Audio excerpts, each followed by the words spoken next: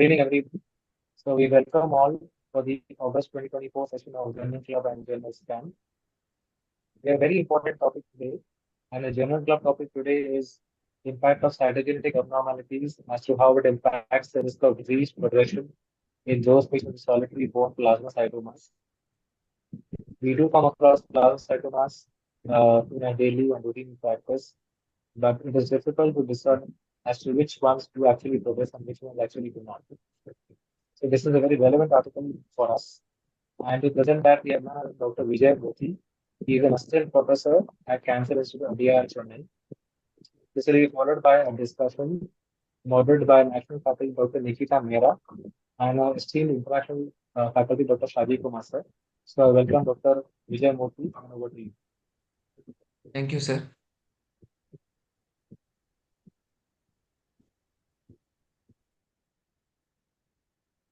I'm sharing my PowerPoint.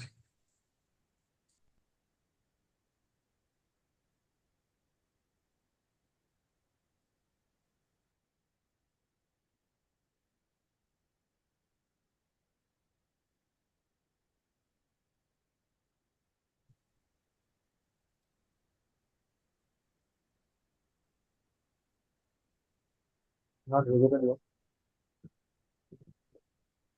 My slide visible, sir? Not yet.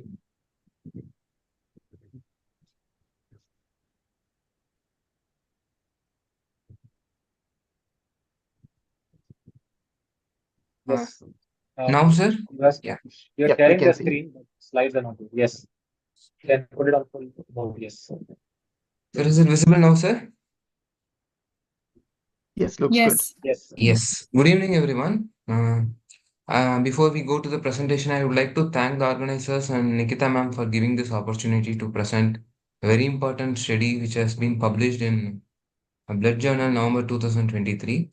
The study is about the impact of cytogenetics in disease progression in solitary plasmacytoma. The study was conducted by Dr. Udit Yadav, Dr. Shaji K. Kumar and his team, and in Mayo Clinic. This is going to be the outline of my presentation. First, we will see about the background of solitary plasmacytoma and what is the significance of the study. Then we see about the methodology and the results of the study. Then we discuss about the pros and cons and what are the future opportunities based on the study we'll be discussing in detail. So solitary plasmacytoma is one of the rare plasma cell disorders which has been classified into extramedullary or bones plasmacytoma. So solitary bone plasmacytoma is defined as a single mass of clonal plasma cells with or without marrow involvement, without any myeloma features. So the current standard of therapy for solitary plasmacytoma is a local therapy in the form of radiation, which is around 40 to 50 gray with or without the surgery, followed by the close observation. So why this study is very important? It is because with the current standard of therapy, around 50% of the population is going to progress to myeloma in next 5 years, whereas around 60 to 80% of the population will progress to myeloma in 10 years.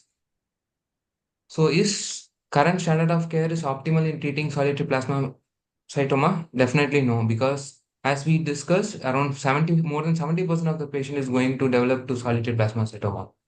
So how can we improve the outcomes in solitary plasmacytoma? Before we see the outcomes, whenever we talk about outcome, we talk about overall survival and PFS. Whereas in this, the important outcome is time to progression to the myeloma. It will be is an important factor in to improve the outcomes in solitary plasmacytoma.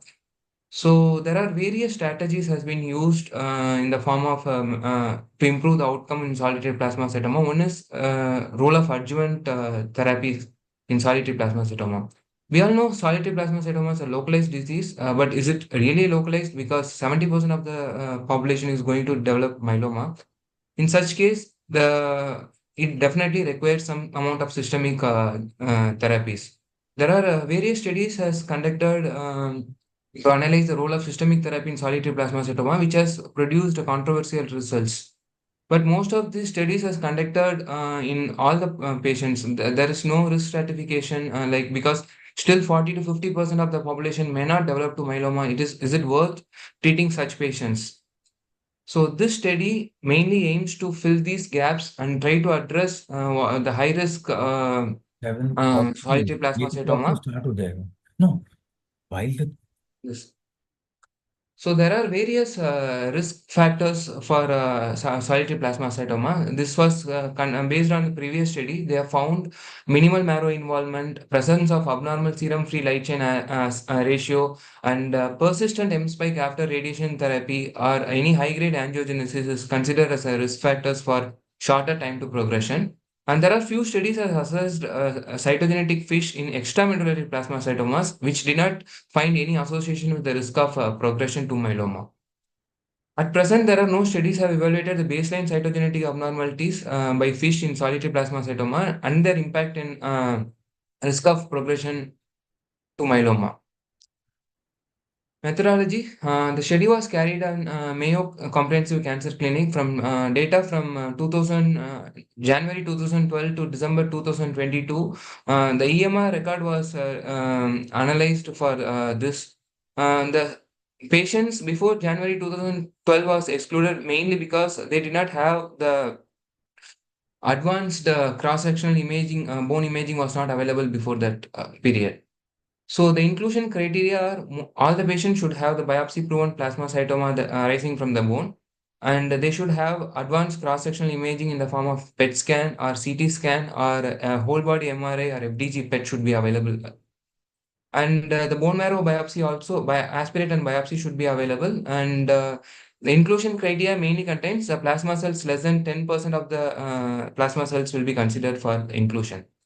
And the patients with amyloid light chain disease, Poem syndrome, multiple myeloma, smoldering myeloma, or plasma cells more than 10. Bone marrow samples, plasma cells were isolated by using cytoplasmic immunoglobulin assay or cell sorting methods. So cytoplasmic immunoglobulins, they used CD38, CD19, CD138, or cytoplasmic kappa lambda for isolating the plasma cells. And more than 1% of the plasma cells were deemed satisfactory for the fish analysis. And the paraffin embedded tissues from the bone, in that the plasma cells were targeted using H&E stain, and they were being targeted for fish test.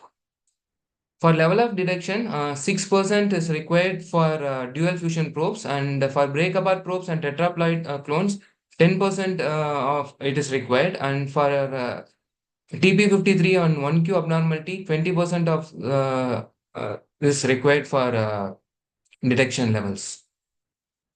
So as per IMWG criteria, deletion 17p, translocation 1416, translocation 414, 1Q gain, and translocation 1420 were defined as high risk cytogenetics. So out of 1,138 patients, 114 patients were eligible for the study.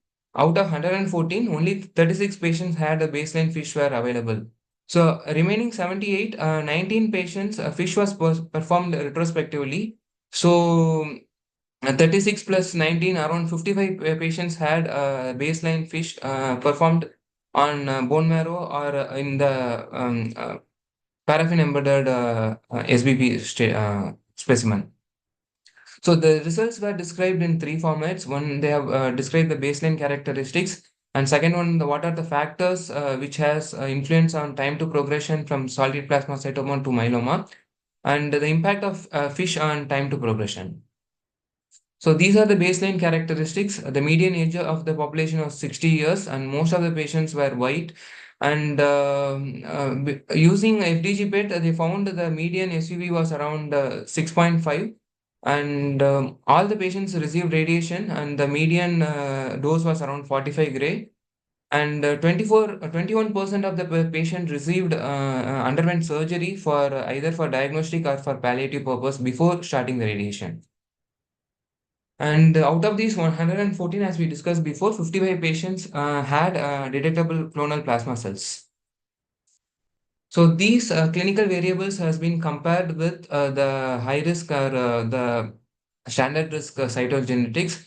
So among the age, sex, and race, only size and the minimal marrow involvement has a significance. Like that is the patients whose size is more than 5 centimeter of plasmacytoma are associated with high risk cytogenetics, and the patients who had minimal marrow involvement has high risk of high risk cytogenetics. And 11 patients had deletion 17p, and 13 patients had 1q gain, and only a small proportion of patients had 414 and 1416 translocations. So what are the factors which influences the shorter time to progression from myeloma to solitary plasmacytoma to myeloma is one is abnormal FLC ratio, and they have found 55% of the total populations progress to myeloma with a median time to progression of 37 months. And the patient with abnormal solitary FLC ratio had time to progression of 27 months, was um, median time to progression was not reached in the patient without abnormal FLC, which is statistically significant. And among the patient with minimal marrow involvement, the patient who had minimal marrow involvement has a time to progression of 21 months, whereas 53 months in the patient who does not have the minimal marrow involvement, which is also statistically significant. The studies did not find any significance in size, whether the size is more than 10 centimeter or less, which did not have any significance in time to progression. And the most important aim of the study is what is the impact of high risk fish in time to progression. So among the 55%, 22 patients had high risk cytogenetics. So out of 22, 20 had progressed to myeloma. And compared with 50% was progressed to myeloma, the patient with non-high risk group. And medium time to progression is only 8 months with the patient with high risk fish, compared to 42 months in the patients with non-high risk fish, with significance of p-value less than 0.003. So among the high risk cytogenetics, we can clearly see the patients with the 17p deletions had a very short time to progression of 6 months, and patient with 1q gain has 13 months of time to progressions, which is compared to 41 months in patients who do not have either of these mutations. They have also conducted the multivariate model. In this, they have compared abnormal FLC ratio, minimal marrow involvement, and presence of high risk cytogenetics. They have clearly found only high risk fish cytogenetics has the significance independent of minimal marrow involvement and abnormal FLC ratio. So this is again the summary of the results. They have shown that around 40% had high risk cytogenetics. They had only 8 months of time to progression compared to 42 months in patients who did not have high risk fish. And the multivariate analysis clearly showed only high risk fish was significant predictor of shorter time to progression. So, what are the pros?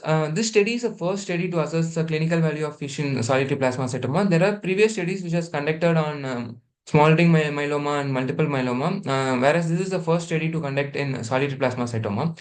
Based on the study has clearly shown that high risk fish cytogenetics significantly increases the risk of progression to myeloma. Hence, the study strongly supports the performance on fish on the patients who did not have less significant plasma cells in the marrow. It warrants to do fish on the plasmacytoma specimen. However, the study also has some limitations. The study is basically a single center retrospective study. And when we go through the other studies, the most important risk factors for developing myeloma is achieving the complete response after the local therapy. The study did not analyze the any association between the CR rates and the high risk fish cytogenetics. And another important risk factor is M protein persistence after the local treatment, also has not analyzed in the study. Another important challenges is validating fish in plasma in solitary plasmacytoma. Different centers will be challenging. The study was concordant with other studies that the more than half of the patient progressed to myeloma in with a median follow-up of 53 months. And the study also has in concordance with the patient who had abnormal FLC and minimal marrow involvement has a more risk of progression to myeloma. However, the study did not observe the size as correlated with the time to progression with myeloma. However, they found the size more than 5 centimeter is associated with high risk cytogenetics.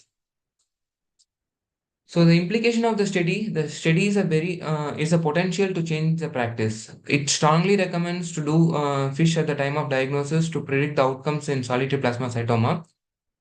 Based on this study, there are various trials can be conducted to address whether any role of adjuvant therapy targeting the high risk cytogenetic patients, whether can we improve the outcome in such patients.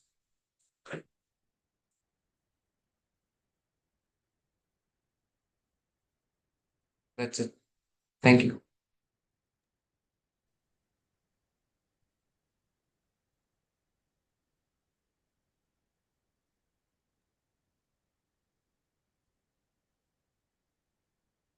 Dr. Nikita and Dr. Shaji, sir. So, Dr. Vijay, thank you for the eloquent presentation. You very nicely talked about the role of or the role of adjuvant therapy in solitary bone plasmacytomas, and of course, like you mentioned, it has been controversial. Some studies haven't really shown benefit with the addition of adjuvant chemotherapy, but more recent studies do show that adjuvant therapy probably does have a benefit. It probably does reduce the progression to multiple myeloma. Shaji sir, can we begin with some questions that we can ask you with regard to? Yeah, for sure. Absolutely. No, I think thanks again, Vijay, for the nice presentation. Thank You you, know, sir. again, the biggest challenge for all these is the small numbers from all these studies, right? So one of the obviously we started with 114 patients, but we only have data on 55, which is less than half of those patients. And we know that presence of, marrow involvement, the solitary plasmacytoma without and with minimal marrow involvement have very different outcomes. And it's not something that we can explore within this data set, because the fact that one of the reasons the 55 patients were included in that cohort is because they had FISH either in the marrow or in the plasmacytoma, which means if you had it in the marrow, you automatically fall into the solitary plasmacytoma with minimal marrow involvement. So it becomes difficult. I think you almost literally have to think about that as two distinct groups. I'm not even sure they are biologically a continuum. They could very well be two distinct entities. And we literally have to think about it as prognostic factors might behave differently within those two subgroups. This paper really takes me back to another wonderful paper of yours that was titled The Multiple Myelomas, where you'll talk about different groups of multiple myelomas.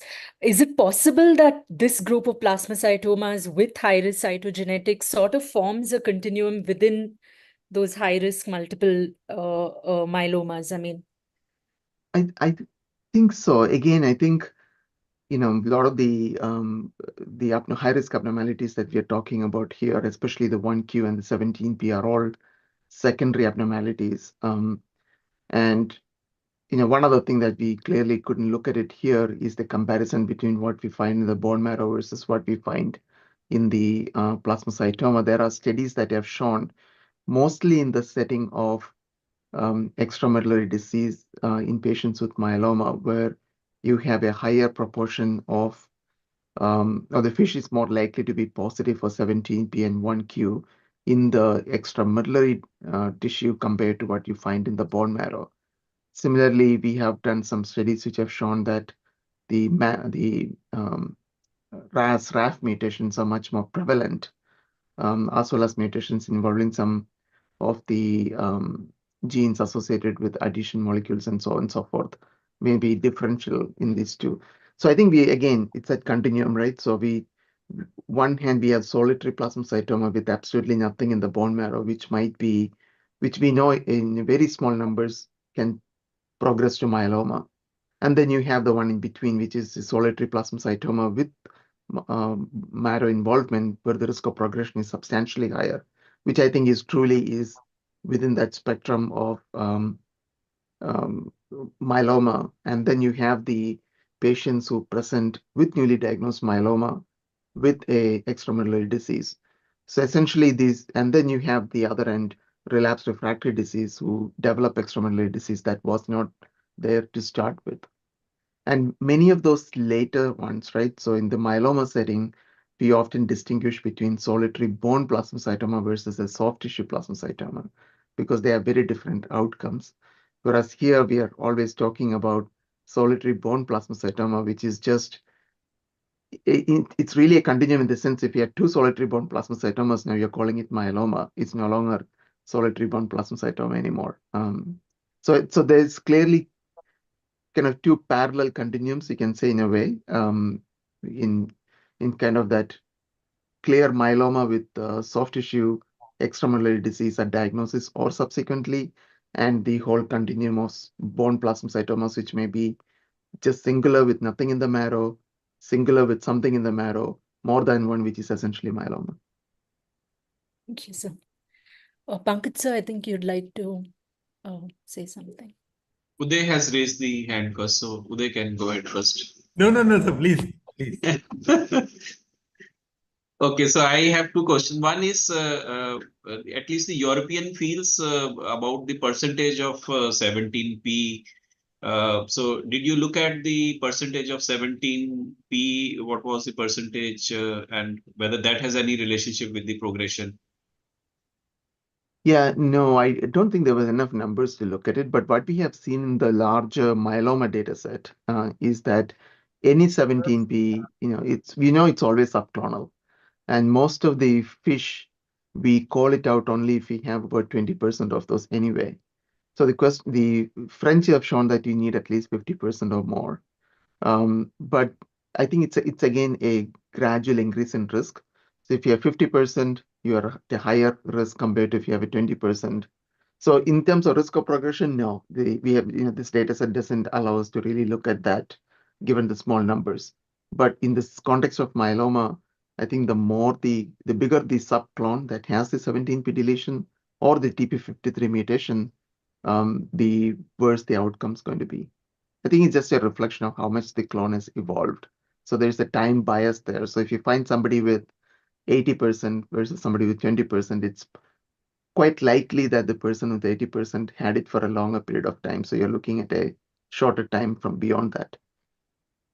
Okay, the second the second almost continuation of this question is, it all depends at what point of time the patient is diagnosed with plasmacytoma. Somebody who, let's say, has delayed or disregarded his symptoms for 6 months, maybe his plasmacytoma will grow more than 5 centimeter, and then he's likely to acquire 17p or something. So, did you look at the duration of symptoms before they came to the hospital that has any relationship with the size of plasmacytoma or with the risk of progression?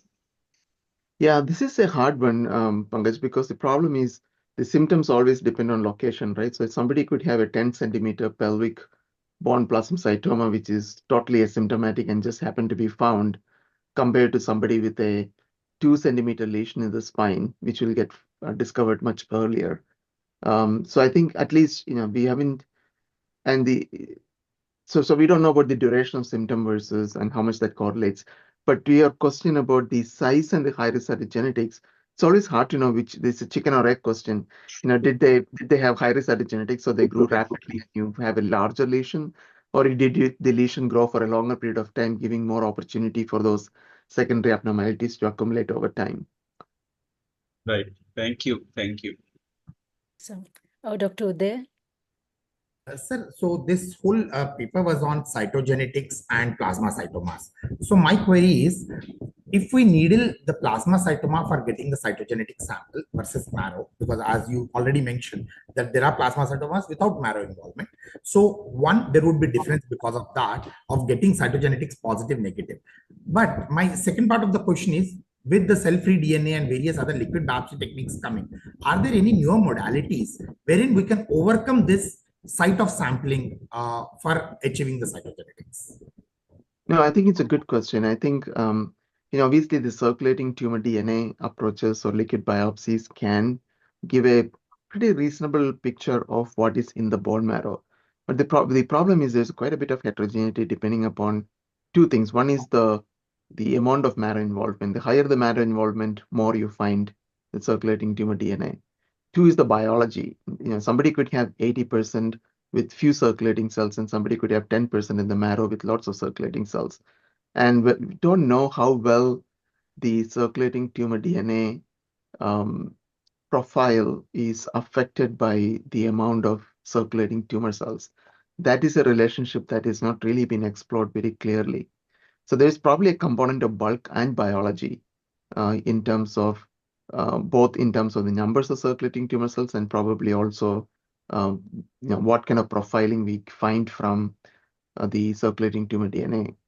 Or conceptually, you can think, we know that patients with higher proliferation rate, patients with high risk abnormalities are more likely to have circulating plasma cells. Now, do we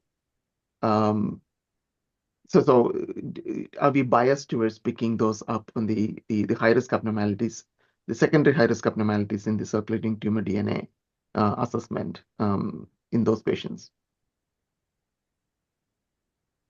Thank you, sir. Dr. Arun? Yeah, thank you. So in fact, I have two questions for Dr. Shaji. One was regarding the point you discussed about the location of the solitary bone plasmacytoma.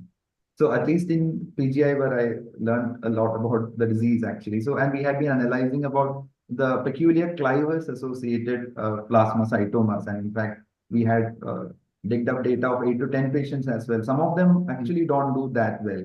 So at least in your follow-up, what has been your experience with regards to the location of plasmacytoma and outcomes? That is my first question, sir. Can I ask the second question now, or should I come back to you, sir? So the second question was about the subsets of the high-risk cytogenetic subgroup. If you see 75% of that subgroup had a bone plasmacytoma which was more than 5 centimeter.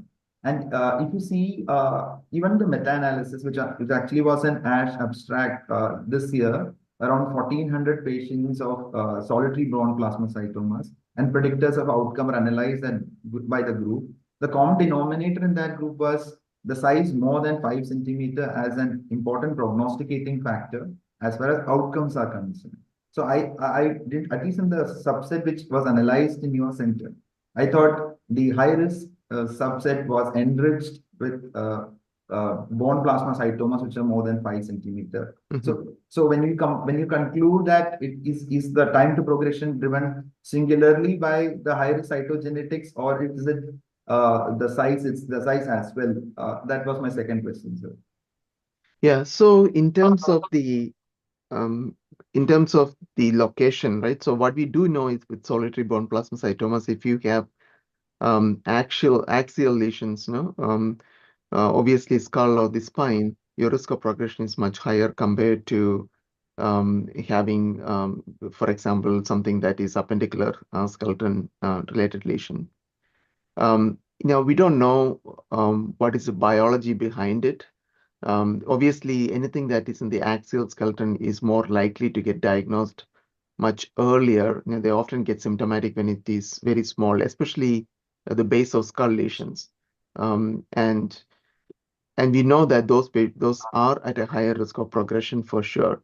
Now, with the base of skull lesions, it's often harder. One, it is not that common, and two, you're never sure that if you have actually able to encompass your entire lesion in any of the radiation approaches you do. And you probably are often delivering a suboptimal therapy in many of those patients just because virtue of the location. Now, so it's hard to know if there's anything else beyond that, the axial versus appendicular location that drives the outcomes, and we don't really have much that has been studied in terms of understanding the biology between those two lesions. In general, what I would say is that the axial lesions are often more likely to be associated with marrow involvement compared to the patients who don't have who have appendicular lesions. The second part of it is in terms of the size, right? So as we talked about before, we don't know what is driving what, but in the multivariable analysis, clearly the cytogenetics seem to drive out the size of the lesion, but that could be more of a statistical phenomenon, right? Because the cytogenetic lesions are often, it's black and white, and 5 centimeter is just an arbitrary cutoff we used. And then the high risk abnormalities are not very common, right? So it really looks at a very small, a smaller proportion of patients who are higher risk compared to what the size does.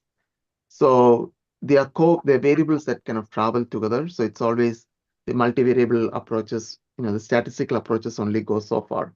So the question is, if you had a 6 centimeter lesion with no high risk features and a 10 centimeter lesions with no high risk features, which one is it going to be at a higher risk of progression? We don't know. Shaji, can I ask a question? Yes, please. This is Velu here. So, I just wanted to ask, of course, the whole thing is the implications and the interventions thereof. We've seen the base work. Now we go to the business end of it.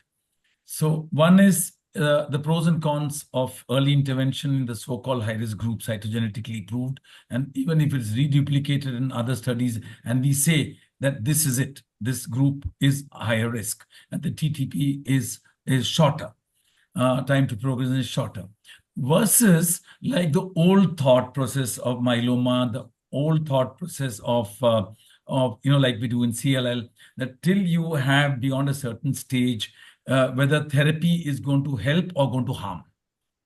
Here giving, and how long will you give, what will you give, and how long will you prevent it with respect to progress, we don't know. Right. But I think, I would look at it as two different pieces. So let's talk about the solitary plasmacytoma, whether it's without anything in the bone marrow, that at least even with the high sensitivity assays we use, right? Those patients, the risk of progression is relatively low. Of course, those ones with soft tissue versus bone plasmacytomas, there are some differences. But for those patients, you can radiate those lesions, and those patients often have very low risk of progression.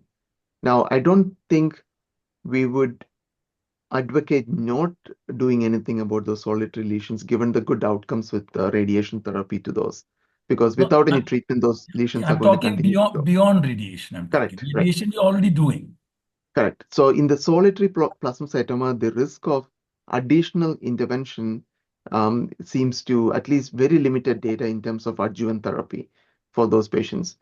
And it's probably because it's hard to prove, because the risk is already so low with radiation therapy, if it is truly solitary, that any adjuvant therapy is more likely to do harm than good. And you really need large prospective trials to prove that. So now we are talking about risk of progression that is much, much lower than even high-risk smoldering myeloma, where we still debate whether we should intervene with systemic therapy. The other part is the people with minimal bone marrow involvement. There, the risk is so high. There have been trials that people have tried to do with adjuvant therapy along with radiation to that solitary lesion. But the problem, again, is there is no good data to say adjuvant therapy is useful. Many of those trials actually just didn't accrue enough patients to answer the question. So I think that is a question that's still wide open, unanswered at this point in time. That should we just do radiation alone, or do we radiation along with maybe a limited duration therapy? I mean, if you're going to give the myeloma therapy, then it's moot. Then we may not even need the radiation. Might as well just give the myeloma therapy. The question is, can we radiate and then give them maybe 6 months of myeloma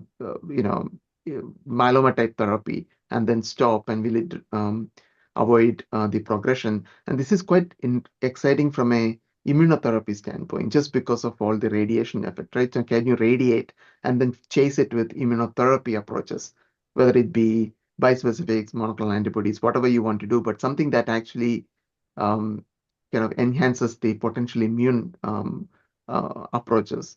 So I think that those are all interesting questions, but not answered. I know there are some ongoing trials looking at that question with bispecific antibodies at this point in time. Thank you. Dr. Sumit. Hello, sir.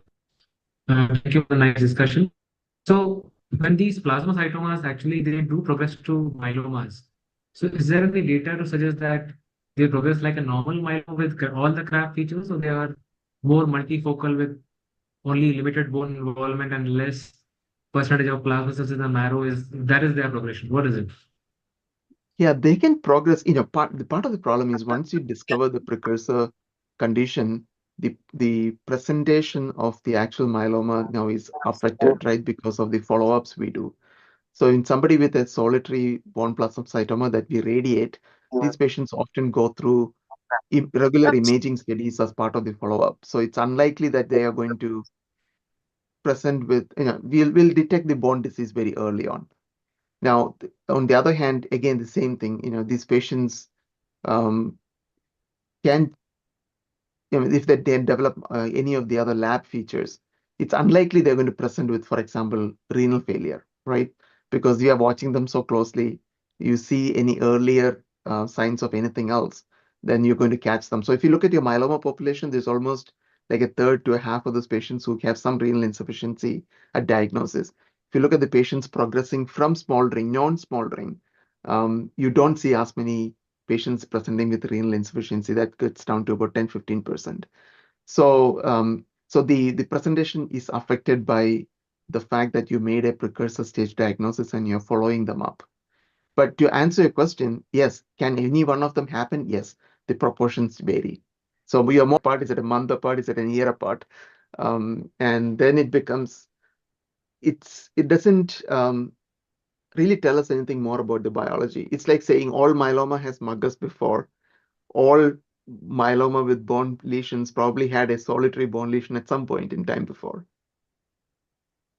Just to add one more question. So this is for solitary bone plasmacytomas. Do you extrapolate this to extramedullary plasmacytomas also? Yes, I think generally the extramedullary plasmacytomas, so solitary soft tissue plasmacytomas are usually at a lower risk of progression. However, the majority of them tend to be like, kind of the airway, GI tract. Those ones have a pretty low risk of progression. If you see a solitary plasmacytoma that is in the soft tissue, like, the relatively larger ones, they do have a high risk of progression. So the problem is some of the statistics are driven by these, I would say, kind of a luminal plasmacytomas, whether it's airway or GI tract, which have a pretty low risk. Thank you, Dr. Sumit. I have one last question, sir.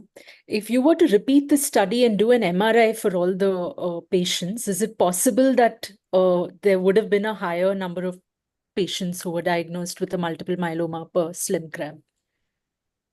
I think the patients with minimal marrow involvement, right? I think those patients, if you do more intense imaging, especially MRI or functional MRI diffusion weighted imaging, it's quite likely we might pick up a few more that might actually fit the criteria for myeloma, which we historically haven't always done in these patients.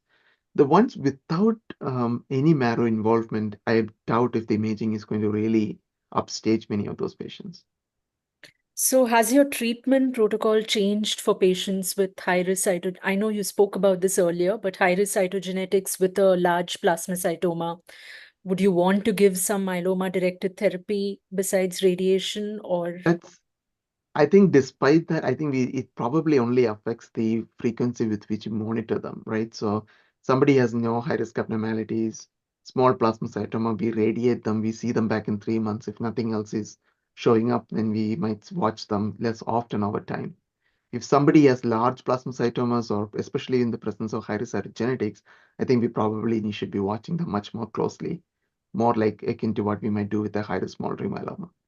And if the same large plasmacytoma with high-risk cytogenetics does not attain a CR, say in 3 months, would you want to give them additional myeloma-based therapy or continue to watch I them? still wouldn't. Without any data, it's really hard to justify that because now we are talking about relatively small groups.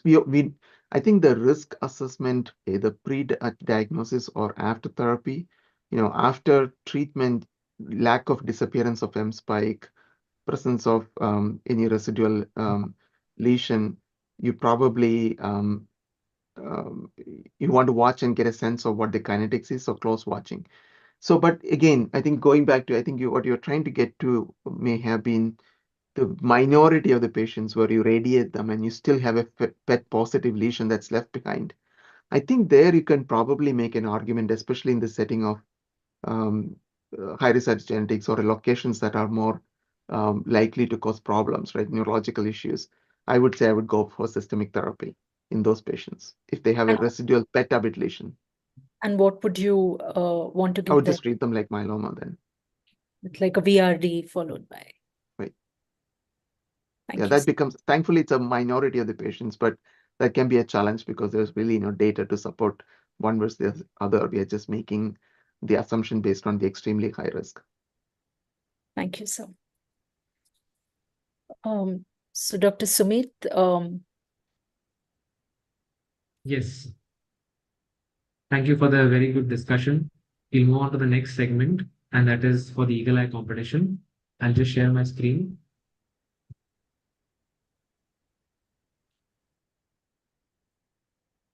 Are my slides visible? Yes. Okay. So this is regarding the Eagle Eye competition for August 2024. And this is for the best commentary on the following Journal Scan article. This was the article which was chosen for the Journal Scan, real world data on the incidence, clinical characteristics, and outcome of patients with macrofocal multiple myeloma in the era of novel therapies, a study from the Greek and Israel Collaborative Myeloma Working Group published in 2020.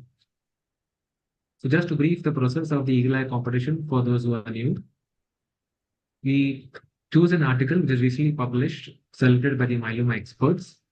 Our commentary is invited of 175 words or lesser before a due date and deadline to us. Anyone, including junior or senior resident or any of the faculties with an interest in plasma cell dysplasias, can participate.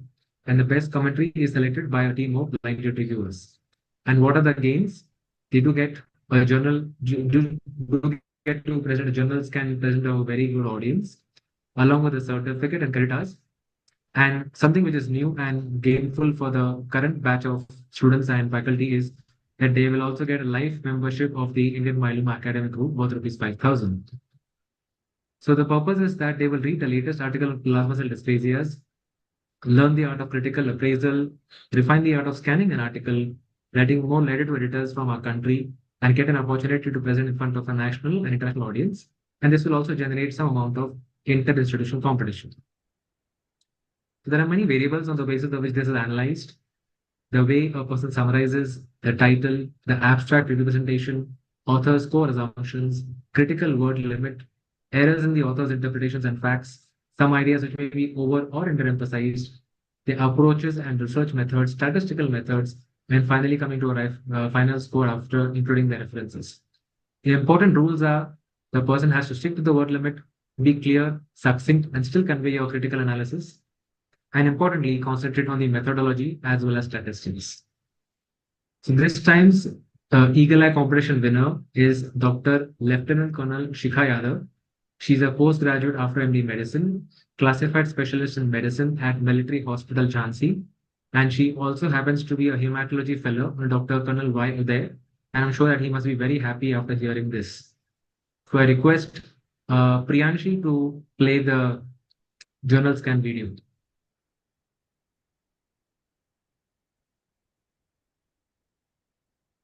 Priyanshi?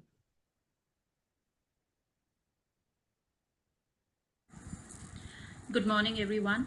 For this month's Journal Scan, the journal which has been selected is a study of the Greco-Israeli Collaborative Myeloma Working Group on the incidence, clinical characteristics, and outcome of patients with macrofocal multiple myeloma in the era of novel therapies. Now, macrofocal multiple myeloma is a clinical subtype of multiple myeloma which usually presents in the younger patients with multiple lytic bone lesions and less than 10% bone marrow plasma cells. The research statement does not reflect a comparison with the control group with symptomatic multiple myeloma who did not meet the criteria of macrofocal multiple myeloma and were diagnosed and managed during the same period with similar therapies. This is evident while going through the journal. A few more points were noted while analyzing the journal. These include that the exclusion criteria have not been defined and the questionnaire which has been filled by the physicians for data collection is not found attached. Also, it hasn't been clearly mentioned whether macrofocal multiple myeloma was the initial diagnosis or it developed after the first line of therapy or as an overt relapse. Now, there has been a significant change in the inclusion criteria for macrofocal multiple myeloma, and it has been changed to less than 20% of bone marrow plasma cells as compared to less than 10% by definition. Now, this study has obtained some statistically significant results. Now, these include that macrofocal multiple myeloma, it is not limited to young, but it also includes the elderly. It has got less adverse prognostic features compared with the typical multiple myeloma, and it has achieved prolonged survival when treated with proteasome inhibitors. But these results have not been compared to those of similar studies. Hence, their application to the patient population requires further evidence. Thank you.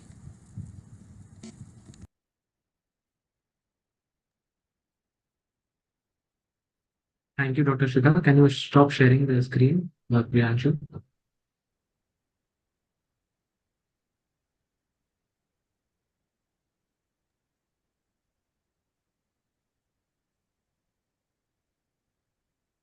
Just share my screen again.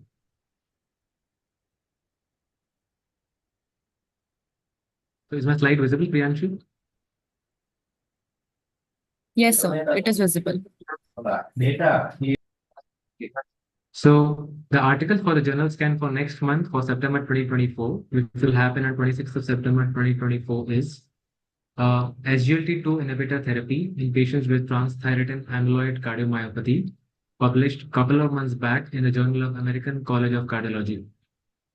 So SGLT2 inhibitors has become quite popular with respect to diabetes, and cardiac amyloidosis is one area where all of us suffer with respect to supportive care treatment, while we may be sort of having some knowledge with respect to the chemotherapy and monoclonal antibodies. So with an important component of supportive care is these management of heart failure with preserved ejection fraction. This will be an important article wherein medicine connects to hematology and cardiology both as such. I'll just keep this slide briefly for a few seconds.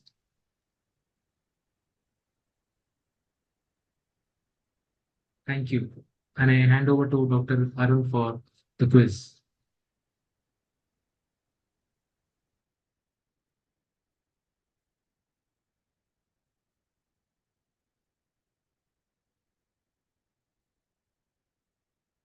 Good evening, everyone. Priyanshu, is my slide visible and am I audible?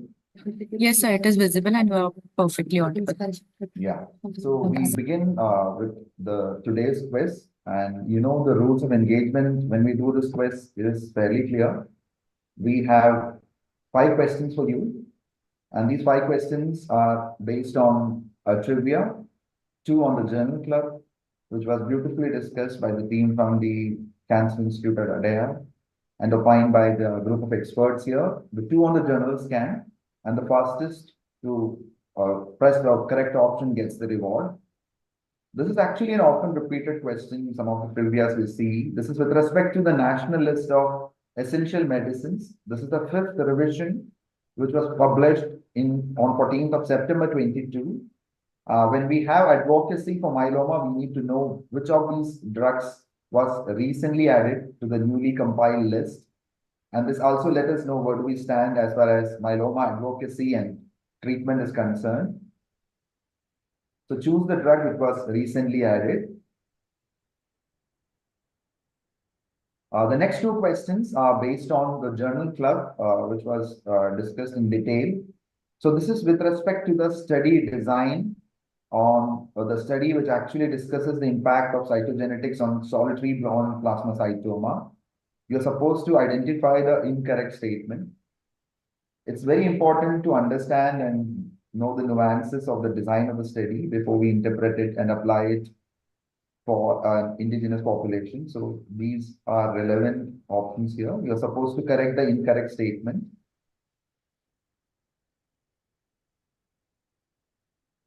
The next question is with respect to the study results discussed by the same group, and you need to identify the incorrect statement here.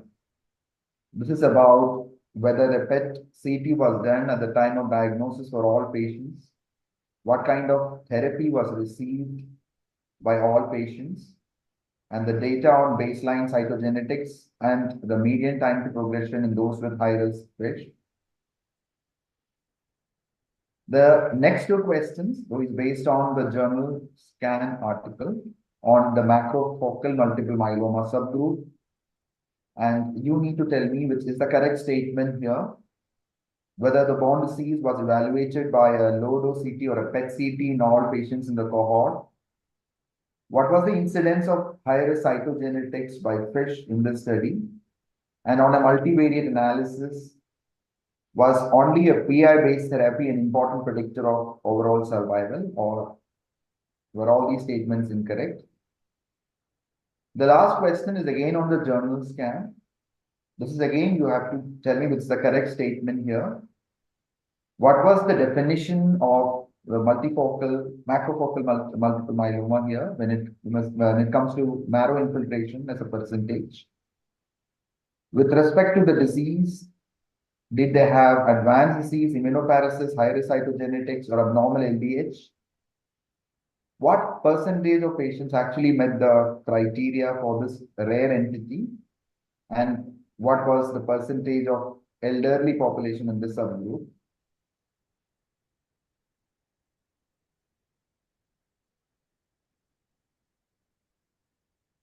So while we have the organizers compile the winner and announce it, I'll just discuss the answers through a jiffy.